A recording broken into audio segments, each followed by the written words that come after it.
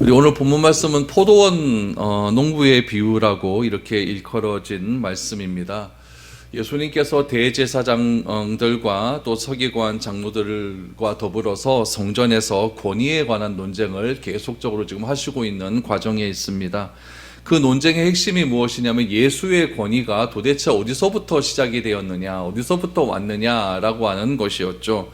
이런 질문의 배경이 성전에서 장사하는 자들을 내쫓은 그런 예수님의 말씀, 예수님의 행동에 대해서 이 성전의 책임자들이 굉장히 분노를 여기게 된 것입니다. 이것은 종교 지도자들의 자신이 가지고 있는 권력과 관련되어 있는 것이었고, 또 자신들이 또 뒤로 받는 그런 돈의 그 뒷돈에 관련된 문제였기 때문에 예수님이 하신 행동에는 틀림없이 누군가의 배후가 있다라고 그들은 생각을 한 것입니다. 그러나 예수님께서 이 세례 요한의 그런 권위는 어디서부터 왔느냐라고 하는 질문에 종교 지도자들은 아무 말도 하지 못했습니다. 그래서 예수님께서는 12장부터 나오는 권위에 관한 5번의 말씀, 5번의 이 논쟁을 통하여서 예수님 자신이 바로 하나님의 아들이고 하나님 아들의 권위로서 이러한 일을 했다라는 것을 스스로 증명을 하시게 되는 것입니다. 오늘 예수님의 권위와 관련된 첫 번째 말씀, 이 포도원 농부의 비유를 통하여서 예수님께서 자신이 하나님의 아들 되심을 어떻게 증명하고 있는지를 한번 같이 살펴볼 수 있는 시간이 되었으면 좋겠습니다. 비유라는 사실을 여러분 잘 기억하시기를 바랍니다. 1절입니다.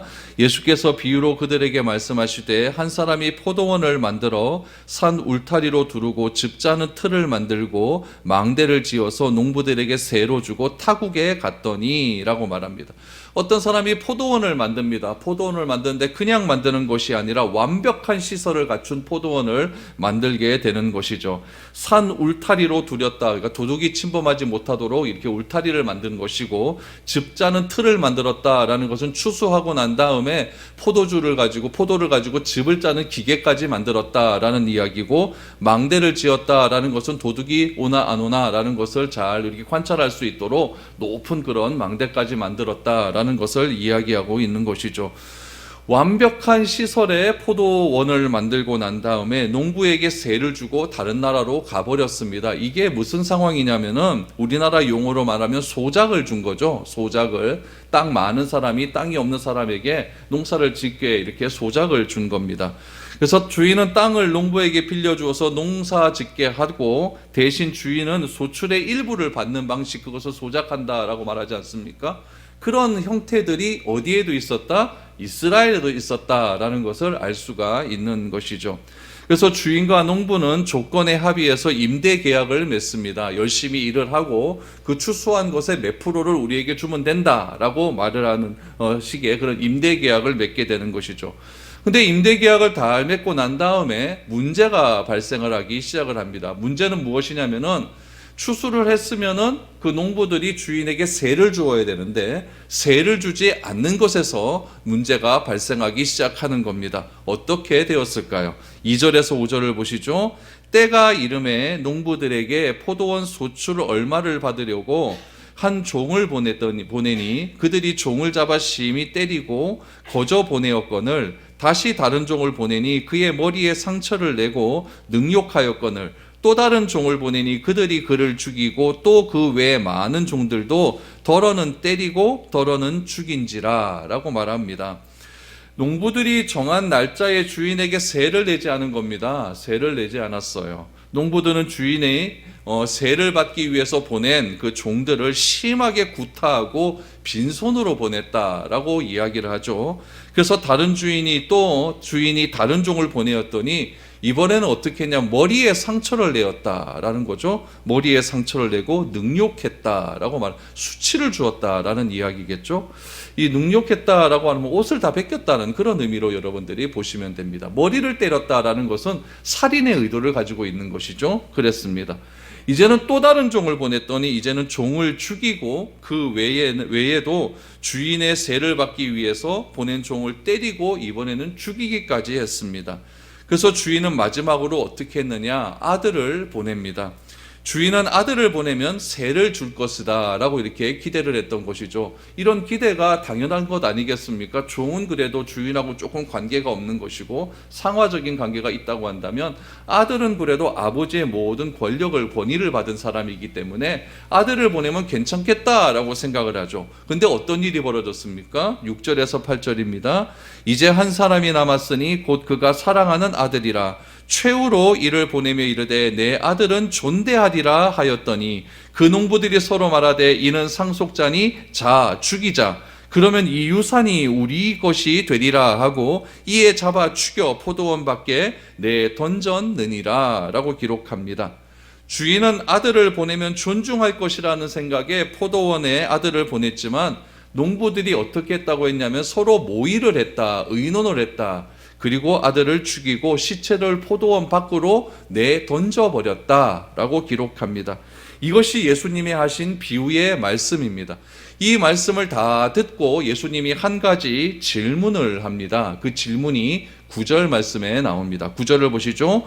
포도원 주인이 어떻게 하겠느냐? 와서 그 농부들을 진멸하고 포도원을 다른 사람에게 주리라 라고 말씀합니다. 어떻게 하면 좋겠느냐? 이렇게 상황이 벌어졌는데 그럼 주인은 어떻게 하면 좋겠느냐라고 질문을 했죠. 그럼 여러분, 예수님께서 지금 어떻게 하면 좋겠느냐라고 질문을 했다는 것은 질문을 드는 대상이 있다는 이야기겠죠. 누가 들었을까요? 이 말씀은 마가복음 11장에서 계속 이어지는 그런 말씀입니다. 누가 어떤 사건에서 이어지냐면 지금 예수님의 권위에 대한 논쟁에서 이어지고 있는 것이고, 예수님의 권위에 대한 논쟁을 시발한 사람은 누구였냐면은 대제사장, 서기관, 장로들, 종교 지도자들이었습니다. 그러므로 이 말씀은 지금 마가복음 11장에서 연장선상에서 계속해서 본다면은 지금 누가 들었느냐? 이 종교 지도자들이 들었다는 것은 분명한 사실이는 것이죠. 그리고 그 논쟁을 듣고 있었던 그 외의 사람들도 있었다라는 것을 우리는 알게 됩니다. 그러면 이 비유의 말씀을 누구에게 했냐? 종교 지도자들에게 했겠죠. 그렇죠? 종교 지도자들에게 했고, 이 종교 지도자들은 그 말씀을 들었다면은 예수님의 말씀을 들었던 그 종교 지도자들은 어떤 반응을 보였을까요? 이것이 중요하겠죠. 그들의 반응이 12절 말씀에 나옵니다. 12절 보시죠. 그들이 예수의 이 비유가 자기들을 가리켜 말씀하신 줄 알고 잡고자 하되 무리를 두려워하여 예수를 두고 가니라 라고 말씀합니다. 종교 지도자는 예수님께서 하신 이 포도원 농부의 비유가 자기들을 향한 비유다라는 것을 알게 됩니다. 그래서 여러분, 불같이 화를 냈겠죠. 그렇다면 종교 지도자들은 왜 이 말씀이 자기를 두고 한 말씀인가는 것을 알게 되었을까요? 이 비유가 여러분 1절 말씀해 보니까 한 사람이 포도원을 만들었다라고 말을 합니다. 그러니까 중요한 것은 이거는 포도원이라는 거예요. 그럼 포도원이 상징하는 것은 무엇이냐? 이것을 지금 이 종교 지도자들은 알았다라는 이야기죠. 그럼 포도원이 상징하는 것은 무엇일까요? 포도원이 상징하는 것은 이스라엘을 상징합니다. 왜 그러느냐? 구약의 배경이 그렇다는 이야기예요. 우리 이사야 5장 1절 2절 말씀을 보시죠. 나는 내가 사랑하는 자를 위하여 노래하되 내가 사랑하는 자의 포도원을 노래하리라. 내가 사랑하는 자에게 포도원이 있으며 심히 기름진 사내로다. 땅을 파서 돌을 제하고 극상품 포도나무를 심었도다. 그 중에 망대를 세웠고 또 그 안에 술틀을 팠도다. 좋은 포도맺기를 바랐더니 들포도를 맺었도다. 지금 이사야 선지자가 예언한 이 노래의 노래가 포도원의 노래가 지금 예수님의 비유의 말씀과 너무나 비슷하지 않습니까? 굉장히 그 구약적인 배경 하에서 예수님께서 지금 포도원의 비유를 말씀하셨다라는 것을 알게 됩니다. 구약 시대 때는 이스라엘을 포도원에 비유를 합니다. 예수님께서 포도원의 비유를 하신 것은 구약적인 배경도 이유가 있겠지만 또 하나의 이유는 무엇이냐면은 그 당시에 그 지역에 포도 농사를 짓는 사람들이 많았다는 이야기예요. 예수님의 비유의 특징은 무엇이냐면은 그냥 딴 나라 이야기를 하지 않았다는 이야기예요. 이스라엘이면 이스라엘의 이야기를 했다는 이야기죠. 또 이스라엘 중에서 갈릴리 바다 근처에 있었으면 갈릴리 바다 사람들이 잘 아는 그런 비유를 들어서 말씀하셨다는 이야기예요. 오늘 예수님께서 성전에서 이 비유를 말씀하셨다라고 하는 것은 예루살렘 주변에 포도원 밭이 꽤 많이 있었다라는 것을 지금 보여주고 있는 것이죠. 그래서 이 말씀을 듣는 사람들은 포도원 가면 딱 직감적으로 아는 것이죠. 어떻게 진행되는가는 것을 너무나 잘 알고 있는 거예요. 그리고 돈 많은 사람들은 울타리도 만들고 포도즙 타는 기계도 만들어 놓고 망대도 세운다는 것을 너무나 잘 알고 있다는 이야기죠. 그래서 오늘 이 비유의 말씀은 가난한 사람이 이렇게 포도원을 만든 것이 아니라 아주 부자 사람이 포도원을 만들었다라는 것을 보여주고 있는 것이죠. 포도원을 가지고 소작하는 사람도 꽤 많이 있었다는 이야기죠. 당연한 거죠. 예루살렘 주변에는 부자들이 많았거든요. 부자들이 많았기 때문에 부자들이 자기의 땅을 농사를 직접 짓지 않고 가난한 사람들을 이렇게 사용해서 농사를 짓는 사람들이 많았기 때문에 이 소작농들도 꽤 많이 있었다는 이야기입니다. 그런데 오늘 이 비유에서 나오는 이 사건은 실제로 일어나면 될까요? 안 될까요? 이거는 안 되는 사건입니다. 세를 계약을 했으면 세를 줘야죠. 근데 이 세를 안 주고 사람까지 죽인다. 이건 진짜 이뤄서는 안 되는 이야기입니다. 사람들은 예수님께서 하시는 이 비유의 말씀을 듣고 진짜 그런 사람이 있을까? 이렇게 생각했을 것 아닙니까? 자기들은 그다음에 예수님의 말씀을 들었던 이 종교 지도자들 외에 그 주변에 또 다른 사람들도 있었을 것이고 또 농부들도 있었을 거니까 나는 세를 다 주는데 어떻게 그런 사람이 있노? 진짜 소문도 많이 났을 것 아닙니까? 이런 일이 있었으면은 이런 얘기 들을 적 없었는데 이런 생각들을 했을 겁니다. 그런데 있었어도 안 되고 있을 수도 없는 이 일이 실제로 일어났다는 이야기예요. 포도원에서는 일어날 수는 없는 일이지만 어디서 일어났느냐? 하나님과 이스라엘 사이의 계약 관계에서는 일어났다라는 것을 말하고 있는 것이죠. 이스라엘 백성들은 하나님과 계약을 맺었어요. 너는 내 아들이다. 너는 내 자녀다. 이스라엘 백성이다. 출애굽기 19장에 보면은 우리 이스라엘 백성들을 출애굽시킨 다음에 하나님께서 시내산에서 모세를 통해서 율법을 줄 때 계약을 맺지 않습니까? 너는 이제 왕 같은 제사장이다. 너는 제사장 나라가 될 것이다. 이것은 하나님과 이스라엘 백성들 사이에 계약을 맺은 것입니다. 그래서 신명기 말씀 쭉 율법 말씀을 보면 너희가 내 계명을 지켜 끝까지 그 말씀대로 행하면 내가 너에게 자자손손 복을 내려줄 것이다. 이것은 계약의 말씀이거든요. 그러니까 하나님과 이스라엘 백성들 간의 관계는 이 계약, 언약의 계약을 맺은 그런 관계였다라는 것을 우리는 알게 되는 것이죠. 그럼 이스라엘 백성들이 하나님, 주인이신 하나님 앞에서 철저하게 이 계약을 이해하는 삶을 살아야 된다는 이야기예요. 그런데 오늘 이사야 말씀에 보니까 포도원을 잘 지어놓고 극상품 포도나무를 심었는데 그 포도의 열매는 무엇입니까? 아주 안 좋은 포도의 열매가 맺혔다라는 이야기죠. 그 이야기로는 예수님께서는 어떻게 표현하고 있느냐? 하나님 앞에서 이스라엘 백성들은 늘 불충한 삶을 살고 있다라는 것을 지금 이야기하고 있는 거예요. 이러한 상황을 누가복음의 저자인 누가는 어떻게 표현하고 있는가 한번 보시기 바랍니다. 누가복음 11장 47절 이하의 말씀을 보니까 이렇게 이야기를 하고 있어요. 화 있을진저 너희는 선지자들의 무덤을 만드는도다. 그들을 죽인 자도 너희 조상들이로다. 이와 같이 그들은 죽이고 너희는 무덤을 만드니 너희가 너희 조상의 행한 일의 증인이 되어 옳게 여기는도다. 그러므로 하나님의 지혜가 일렀으되 내가 선지자와 사도들을 그들에게 보내리니 그 중에서 더러는 죽이며 또 박해하리라 하였느니라 라고 말합니다. 무슨 말입니까? 여러분, 이스라엘의 역사, 구약의 역사를 쫙 살펴보면요, 선지자 고난의 역사예요. 선지자들을 왜 이렇게 괴롭히는지 모릅니다. 피 흘림의 역사였죠. 선지자의 역할은 무엇입니까? 하나님의 뜻을, 하나님의 말씀을 받아서 백성들에게 가감없이 전하는 것이 선지자들의 역할입니다.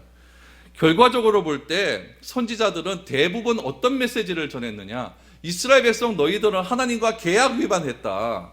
계약 똑바로 지켜라. 이런 메시지를 계속해서 증거했다는 이야기죠. 그런 메시지를 어떻게 표현했냐면 회개하고 빨리 돌아와라. 회개하고 빨리 돌아와라.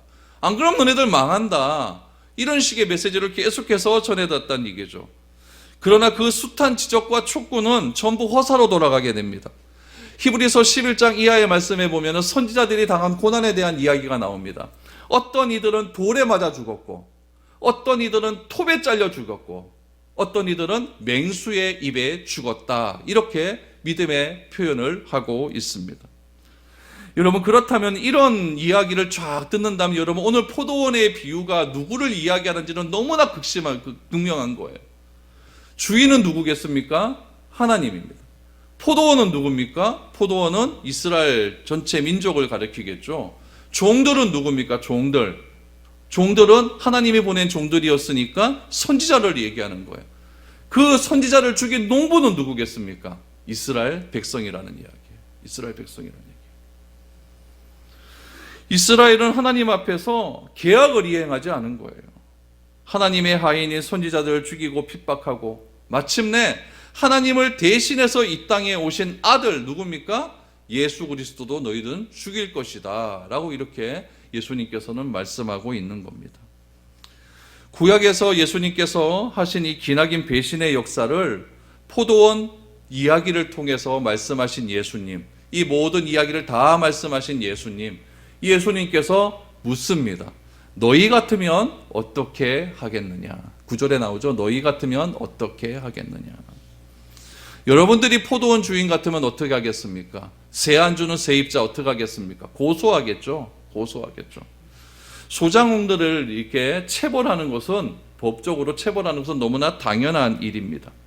계약의 조건을 보아도, 인간의 도리를 보아도 계약에 파괴하고 해를 입힌 소장농들은 포도원 주인에 의해서 처벌받는 것 너무나 당연한 일입니다. 그런데 예수님께서는 너희 같으면 어떻게 하겠느냐, 여기서 끝나는 것이 아니라 또 한 가지의 말씀을 하십니다. 9절 말씀을 다시 보시죠. 포도원 주인이 어떻게 하겠느냐, 와서 그 농부들을 진멸하고, 여기까지는 우리가 생각하는 부분입니다. 농부들을 진멸하고 포도원을 다른 사람들에게 주리라. 이게 중요한 겁니다.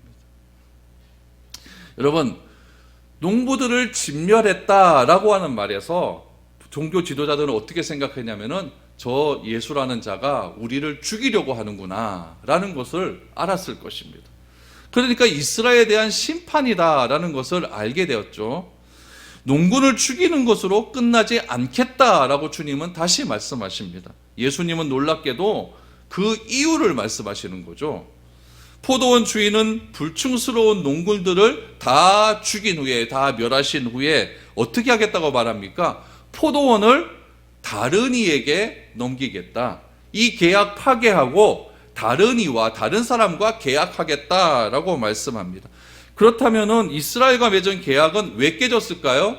이스라엘의 불성실함으로 깨졌어요. 이스라엘이 지키지 않았기 때문에 깨진 겁니다. 그래서 새로운 계약이 맺어집니다.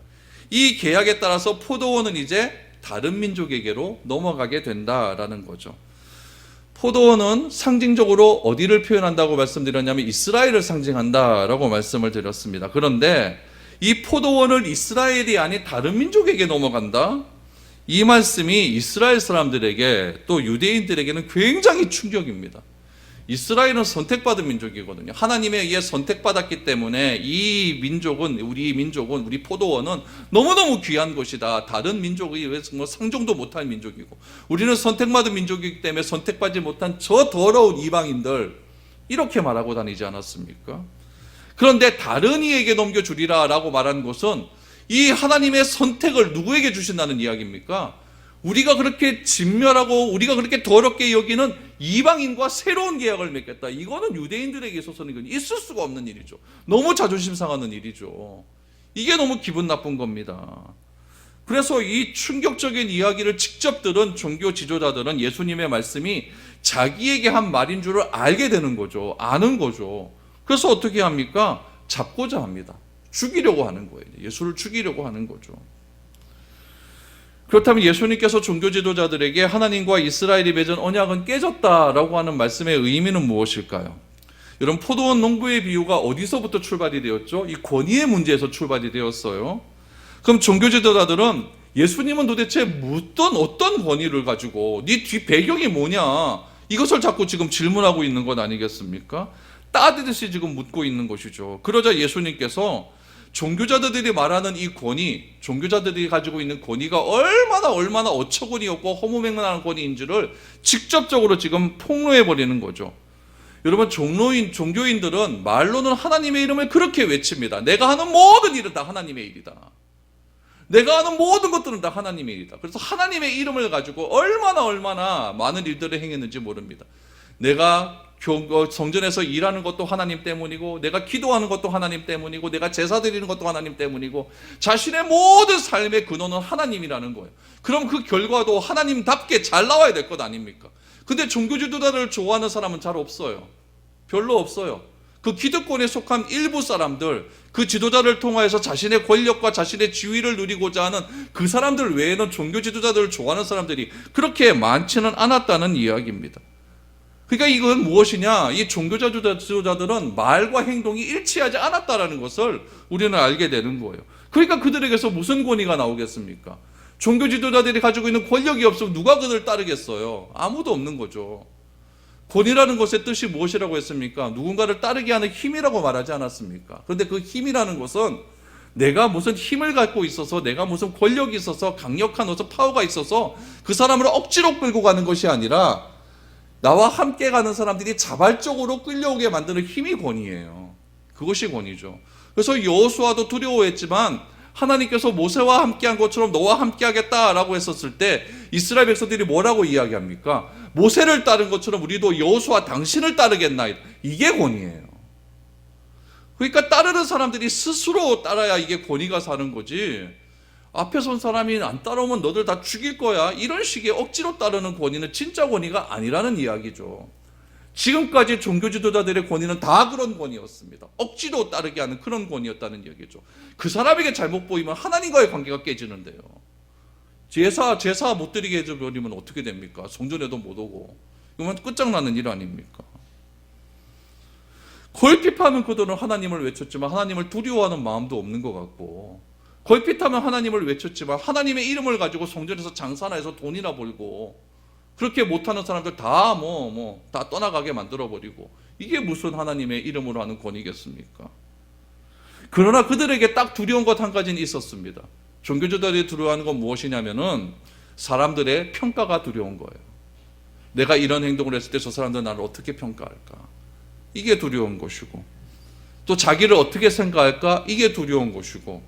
왜 그런 것이 두려울까요? 자기 자리가 위태위태하니까요. 사람들이 따르지 않으면요. 이런 것들이 너무나 두려운 것이죠. 이런 것들이 두렵게 되면 어떻게 되겠습니까? 더 억압적인 정치를 하겠죠. 더 강하게 정치를 하겠죠. 찍소리 못하게 만들어버리겠죠. 이런 식의 종교 지도자들의 권위가 너무나 강했던 그런 시대에 예수님께서는 담대하게 말합니다. 너들은 다 하나님이 죽여버린다. 하나님과 노아의 계약은 끝났다. 누가 이런 말을 할 수가 있겠습니까? 아무도 못합니다. 아무도 못합니다. 사내들인 공회의 지도자 최고 의장이었던 대제사장 앞에서 누가 이런 말을 할 수가 있겠습니까? 그런데 예수님께서 이런 말을 그들 지도자 앞에서 담대하게 해버리는 것이죠. 예수님은 그들의 의도를 너무나 잘 알고 있었기 때문에 강력하게 말하는 겁니다. 이스라엘은, 당신들은 불성실하게 계약을 이행했고 하나님이 보내셨던 종들, 선지자도 다 죽였고 이제 아들을 죽인 것은 하나님을 향한 배신이다, 배신이다, 이렇게 말하는 거죠. 그래서 새로운 계약을 하나님은 다시 맺을 것이다 라고 말씀하신 겁니다. 여러분, 하나님께서 이렇게 하시기까지 그냥 너 한번 잘못했으니까 끝, 너네 계약 끝, 이렇게 하셨으면 그거 아니에요. 수천 년의 구약의 역사 속에서 선지자들을 얼마나 많이 보냈습니까? 구약에 보니까 예레미야, 이사야, 호세야, 다니엘, 얼마나 선지자들이 많이 나옵니까? 다 선지자들이잖아요. 그런데도 말 안 듣습니다. 그것도 몰아줘서 이제 예수님께서 포도원의 비유처럼 아들까지 보냅니다. 아들까지 보내요. 그런데 이스라엘은 선지자도 죽이고 누구도 죽일 겁니까? 아들도 죽입니다. 하나님은 계약을 위배했으니 이제는 처벌하겠다는 거죠. 내가 잘못한 게 아니라 누구들이 잘못한 건 아니냐, 처벌하겠다는 겁니다. 여러분, 이걸 가르쳐서 무엇이라고 이야기하느냐? 하나님의 공의라고 이야기해요. 하나님은 공의로우신 분입니다. 죄에 대해서는 반드시 심판하시는 분이십니다. 이게 하나님의 공의예요. 그래서 구약의 역사를 보면 하나님은 죄에 대해서 너무나 단호합니다. 성전에서 잘못했더니 하늘에서 불이 떨어져서 막 다 죽여버리지 않습니까? 이게 하나님의 공의예요. 오늘 본문에 나타난 하나님의 공의는 무엇이냐? 농부들을 처벌하겠다. 이게 하나님의 공의예요. 그렇다면 하나님의 공의로움이 오늘날까지 있다고 한다면 우리는 다 죽습니다. 얼마나 많은 죄를 지었습니까? 지금 이 시간에도 죽을 분들 많아요. 많아요, 아주 많아요. 그런데 하나님은 여기서 끝나는 것이 아니라 사랑을 우리에게 주십니다. 하나님의 양팔에는 공의가 있고 사랑이 있습니다. 그 사랑을 어떻게 표현하고 있느냐? 포도원을 다른 이에게 주겠다. 이게 사랑입니다. 이게 사랑입니다. 그래서 예전에는 하나님의 계획은 이스라엘을 통해서 모든 민족을 구원하시겠다라고 하였는데, 이제는 포도원이 다른 이방 민족에게 넘어갔으니까 그 이방 민족을 통해서 이스라엘을 다시 회복시키겠다라고 하는 새로운 구원의 계획을 지금 선언하고 있는 것입니다. 그 구원의 계획을 선언함에 있어서 그냥 말하면 또 안 되니까 구약 선지자의 말씀을 또 인용하십니다. 그러니까 이게 예수님께서 말씀하시는 것이 너무나 기가 막힌 것이고, 하나님께서 하시는 행동 하나하나는 다 이때를 위함이었고 말씀대로 하신다는 것을 우리는 알게 됩니다. 그럼 이방인들을 통해서 하나님께서 새롭게 구원의 일을 하시겠다는 말씀을 어디서 끄집어낼까요? 먼저 오늘 본문의 말씀을 먼저 한번 보시죠. 10절 11절입니다. 너희가 성경에 구약 성경입니다. 성경에 건축자들이 버린 돌이 모퉁이의 머릿돌이 되었나니 이것은 주로 말미암아 된 것이요 우리 눈에 놀랍도다 함을 읽어보지도 못하였느냐 하시니라 라고 말합니다. 이게 무슨 말이냐? 포도원 비유를 통해서 하나님과의 계약, 너희들은 끝났다 이제는 다른 이와 계약을 맺겠다라고 말씀하셨는데, 그 계약 맺음의 원리가 어떻게 하느냐? 구원의 놀라운 비밀이라는 거예요. 그렇다면 성경 어디에 이 말씀이 기록되어 있느냐? 시편 118편 22절 23절에 기록이 되어 있습니다. 한번 보시죠. 시편 118편 22절 23절. 건축자가 버린 돌이 집 모퉁이의 머릿돌이 되었나니 이는 여호와께서 행하신 것이요 우리 눈에 기이한 바로다라고 말합니다. 똑같죠? 그럼 보세요. 건축하는 사람이 건물을 짓다가 건물의 재료를 버렸어요. 그럼 이거는 쓸모 있는 겁니까? 쓸모 없는 겁니까? 쓸모 없으니까 버린 것 아니겠습니까? 아무데도 쓸모 없는 거예요. 이 쓸모 없이 버린 동을 뭘 하겠느냐? 집의 모퉁이 돌로 사용하겠다라고 말을 하고 있습니다. 그렇다면 건축자가 버린 이 돌은 누구를 의미할까요? 건축자가 버린 돌. 일단은 유대인들의 세계관으로 봤을 땐 이건 이방인입니다. 건축자 하나님 아닙니까? 하나님이 버렸어요. 그러니까 이건 이방인들이에요. 그러니까 유대인들의 세계관으로는 이 건축자가 버린 돌, 하나님이 버리신 돌은 자기들이 쓰인 돌이고 잘 사용되는 거리고, 건축자가 버린 돌이니까 이건 이방인들이거든요. 유대인들의 입장에 봤을 때는. 그럼 이방인들을 가지고 뭘 하겠느냐? 새로운 구원의 계획을 만든대요. 이 모퉁이 돌이 뭡니까? 코너와 코너를 딱 이어준 요 돌 아닙니까? 그 요 코너의 돌은 이쪽에서도 중력을 받고 이쪽에서도 중력을 받거든요. 그러니까 단단해야 되는 거예요. 이거는 좋은 돌을 사용해야 되는 거예요. 근데 버린 돌 갖고 무슨 그걸 하나님의 놀라운 계획을 이루겠습니까? 유대인들 입장에서는 우리 정도는 돼야지 이렇게 생각할 거 아니에요. 근데 이방인들 갖고 무슨 이렇게 생각하는 것이죠. 근데 하나님께서는 이런 아무 때도 쓸모없다고 생각하는 그 이방인을 통하여서 새로운 건물을 짓겠다. 머릿돌을 만들어서 새로운 건물을 짓겠다. 이거는 구원의 계획으로 보면은 새롭게 구원 계획을 시작하겠다라고 하는 말씀이라는 이야기예요. 이스라엘 사람들은요, 누구도 이 사실을 예측하지를 못했어요. 이 세상을 구원하신 분은 하나님이시고, 하나님은 누구만 구원하셨다? 우리 이스라엘 사람들만 구원하셨다. 이것이 생각인데, 이것이 이스라엘 민족들이 가지고 있는 생각인데, 어디 버린 돌과 같은 이방인을 통해서 구원하시겠다? 이건 말도 안 되는 일 아니겠습니까? 이거는 너무나 놀라운 일이었어요. 여러분, 이 건축자가 누굴까요? 하나님이에요. 여러분, 하나님이 아니고서는 누가 이런 일을 행하시겠습니까? 우리들도 다 버린 거 안 좋아하고 다 새 거 좋아하잖아요. 준 거 누가 좋아합니까? 다 새 거 좋아하죠. 그런데 하나님께서는 버린 것을 가지고 새롭게 시작하겠다. 예수님의 이런 말씀에 종교 지도자들은 화가 났습니다. 근데 단 한마디의 대꾸를 하지는 못해요. 심증으로 보거나 정황적으로 보거나 봐도 예수님께서 하시는 말씀은 누구에게 하는 말이다? 종교 지도자들이 하는 말이 너무나 뻔하거든요. 심판을 예고하는 말인 거 너무나 뻔히 다 보이거든요. 그래서 당장 죽이고 싶었습니다. 그런데 못해요. 왜 못할까요? 이 말을 들은 사람이 또 있기 때문에 그래요. 주변에 다른 무리들도 그 말을 들었기 때문에 그렇다는 이야기입니다. 그렇다면은 그 사람들은 누구일까요? 여러분은 12절 말씀을 다시 한번 보시죠. 12절 말씀을 보면은 그들이 예수의 이 비유가 자기들을 가리켜 말씀하신 줄 알고 잡고자 하되 그랬어요. 이거는 종교 지도자들. 그러나 무리를 두려워하여 예수를 두고 가니라. 그럼 무리들은 예수님의 편에 든 겁니까? 종교 지도자들의 편에 든 겁니까? 예수님의 편에 들어버렸으니까. 더 많은 무리들이 예수님의 편에 들었으니까 종교 지도자들이 꼼짝을 못하는 거예요. 그렇겠죠. 이 종교주자들이 그렇지 않다고 했다면 군사동원해서 예수님 잡아가버리죠. 예수님 잡아가버리면 무리들이 가만히 있겠습니까?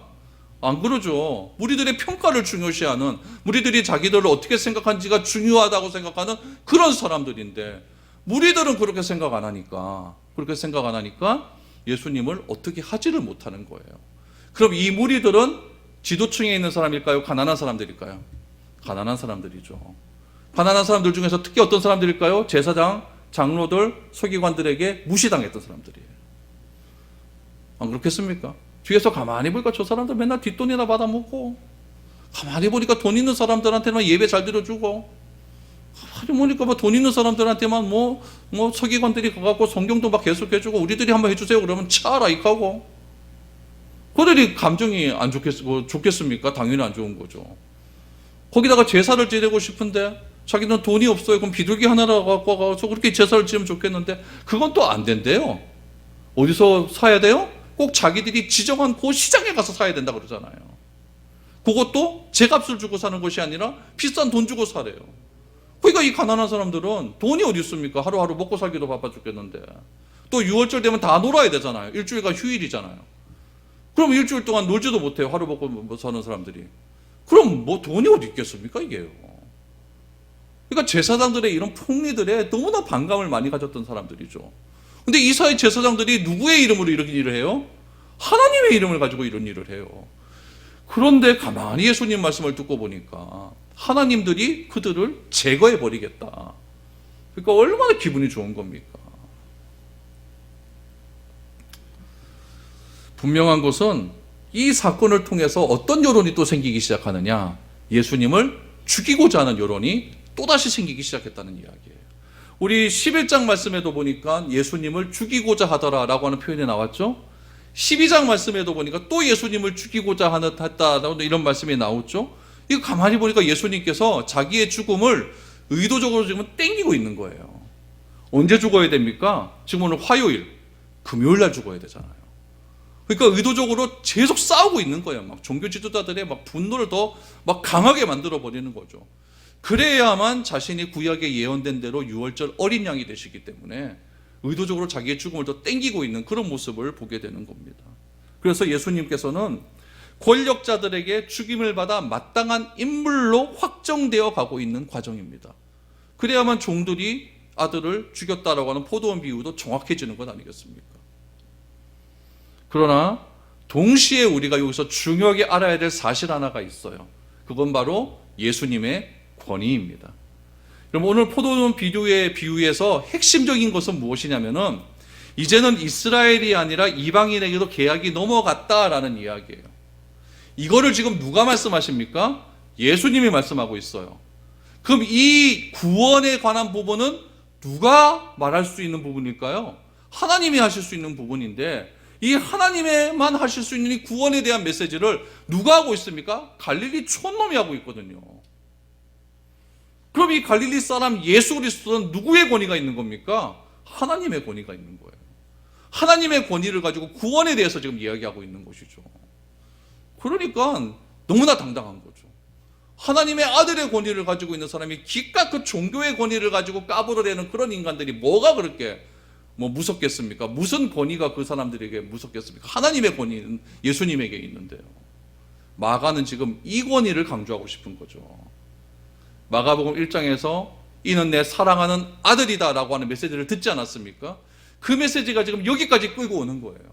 예수님은 하나님의 아들이기 때문에 구원의 메시지도 담대하게 선포할 수 있다라는 것을 지금 강조하고 있는 것입니다.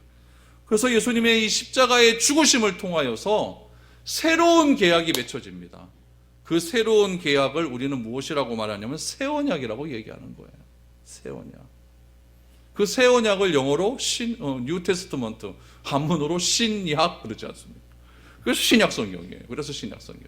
그래서 신약, 이게 새로운 언약 이래 나오다 보니까 그러면 그 신약 전에는 뭐라고 얘기하느냐? 구약 그러는 거예요. 구약. 그래서 신구약이 그렇게 생긴 거예요. 그러니까 구약이 먼저 생긴 것이 아니라 뭐가 먼저 생겼냐면 신약이 먼저 생겼어요. 신약이 생기고 그 다음에 구약이 생기게 된 거죠. 그래서 새로운 계약은 예수님께서 십자가의 죽으심으로 생긴 새로운 언약이다라는 것을 기억하시면 됩니다. 하나님은 그래서 말씀하십니다.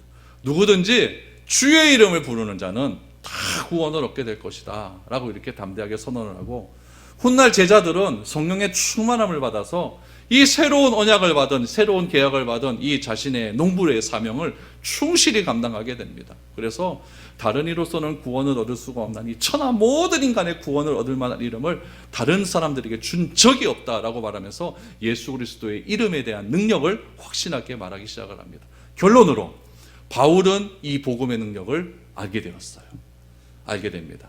그 알게 됨을 통하여서 바울은 로마서 1장 16절에서 이 복음의 능력을 이렇게 선언합니다. 내가 복음을 부끄러워하지 아니하노니 이 복음은 모든 믿는 자에게 구원을 주시는 하나님의 능력이 됨이라. 먼저는 유대인에게요, 그리고 헬라인에게로다. 아멘.